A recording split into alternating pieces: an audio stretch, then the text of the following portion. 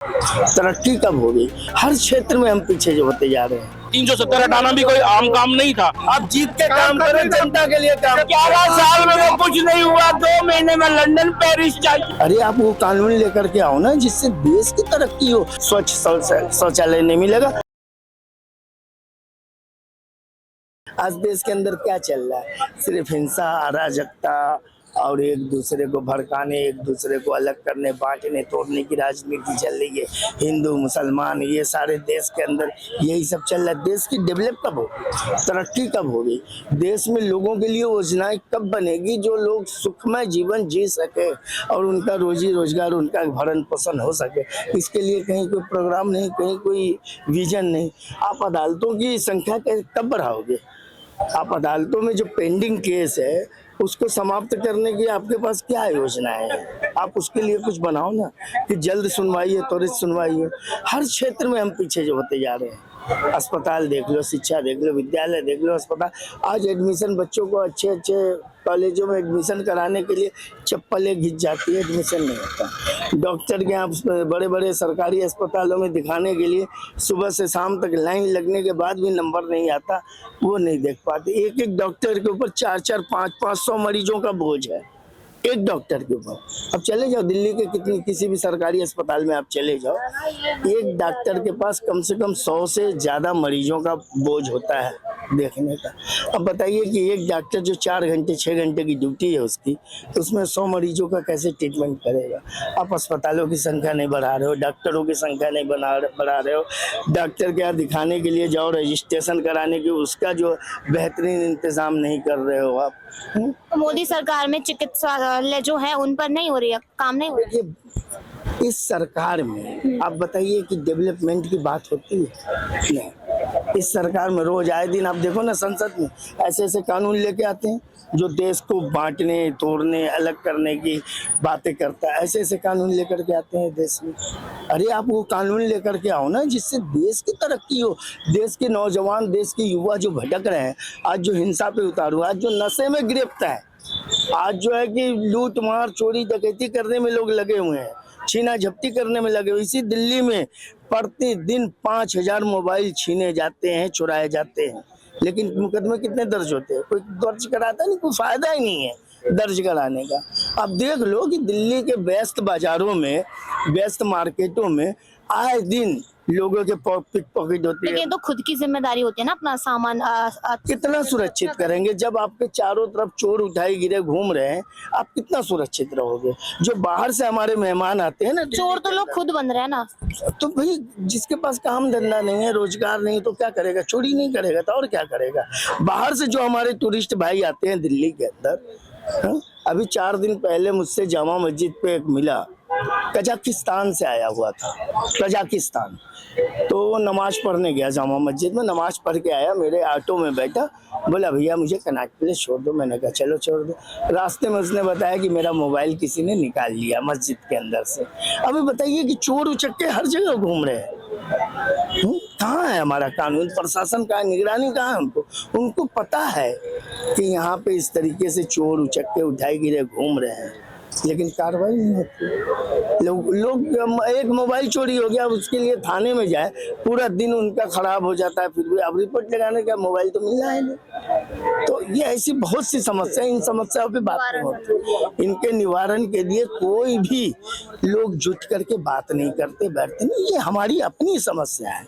आज देखो ना दिल्ली में कितनी समस्या है, ट्रैफिक जाम है, रास्ते खराब हैं। अब देखो उन मोहल्लों में, उन वीआईपी इलाकों में आप देख लो कि गाड़ियों का अंबार लगा है, आपके चलने की जगह नहीं, सिर्फ गाड़ियां ही दिखेगी लगती है। बाजारों में देख लो, पार्किंग में देख लो, किसी भी मार्केट में देख लो, जो सड़कें लोगों के चलने के लिए हैं उन पे अवैध पार्किंग दे करके कब पैसा कमाया जा रहा है। तो इंसान चलेगा कहाँ भाई?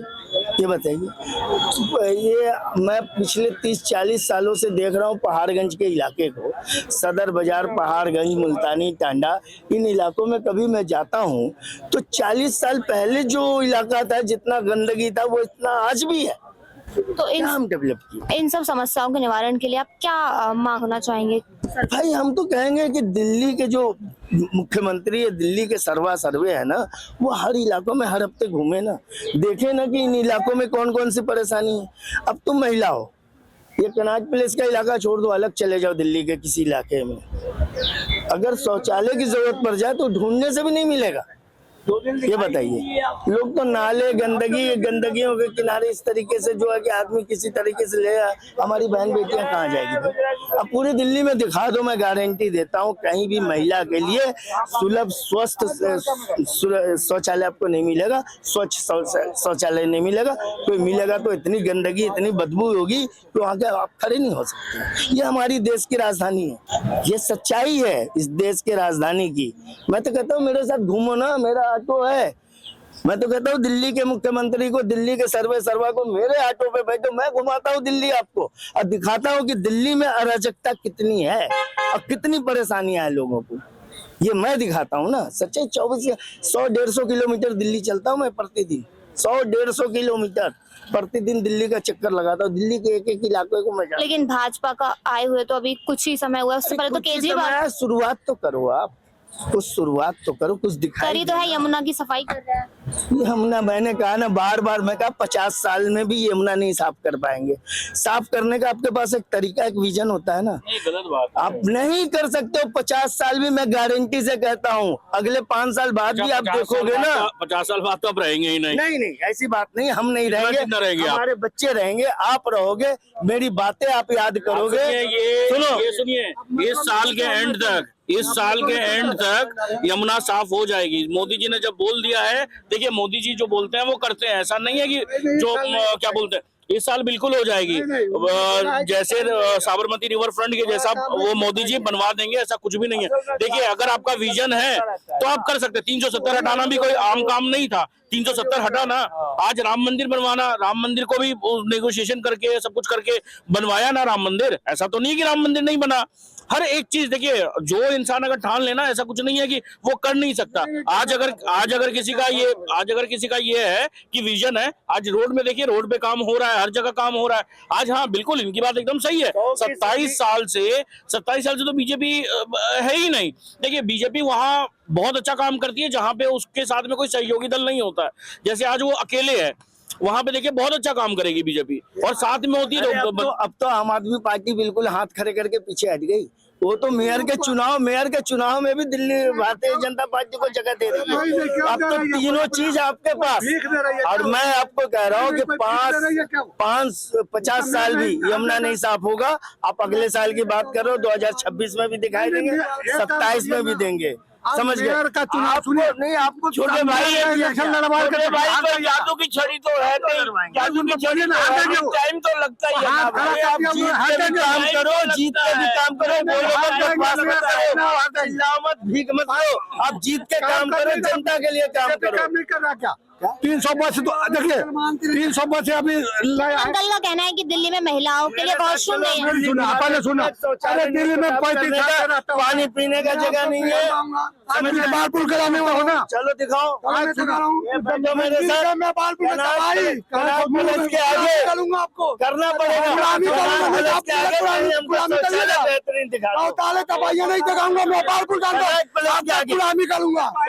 मैं बालपुर मैं बालपुर 11 साल में तो कुछ नहीं हुआ, 2 महीने में 11 साल में तो कुछ नहीं हुआ, 2 महीने में लंदन पेरिस चाहिए। अरे लंदन पेरिस चाहिए, 1 महीने के अंदर चाहिए।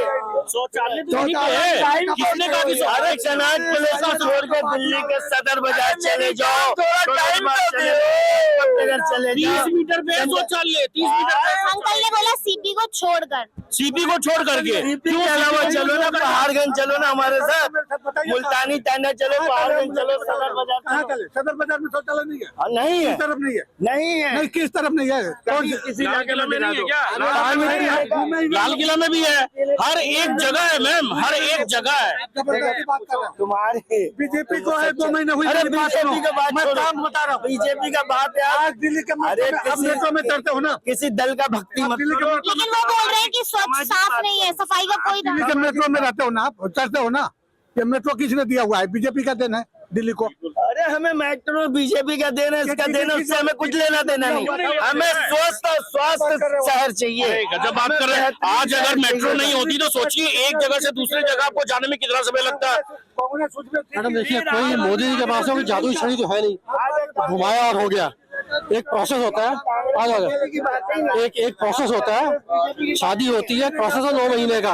अब चाहते ही घर में 9 मजदूर आ जाए और महीने में हिसाब किताब हो जाए, वो पॉसिबल नहीं है। टाइम लगेगा, होगा, सब कुछ होगा। इनको जल्दबाजी चाहिए, हो नहीं सकता। मुर्गे की जान चलेगी, खाने वाले को मजा नहीं आया। आप अरे थोड़ा टाइम तो दीजिए भैया जी, थोड़ा टाइम दीजिए भाई। ऐसा है जब सारे बच्चा कह रहे हैं काम हो रहा है, बच्चा कह रहा है काम हो रहा है, प्रगति हो रही। अब 1100 काम का जो मर्जी बोलते रहो। आज 300 बसों को हरी झंडी दिखाया, हर जगह काम तो कर रहा है। हमारे यहाँ जहाँ पानी भरता है वहाँ काम हो रहा नहीं हो रहा, फर्क पड़ रहा है नहीं पड़ रहा। मैंने सिखाया है, तालियां बजाओ, सिर्फ तालियां बजाओ। पेशाब करने की सही जगह नहीं, नाले पे बैठ के रोटियां खाओ। ये हालत है दिल्ली की।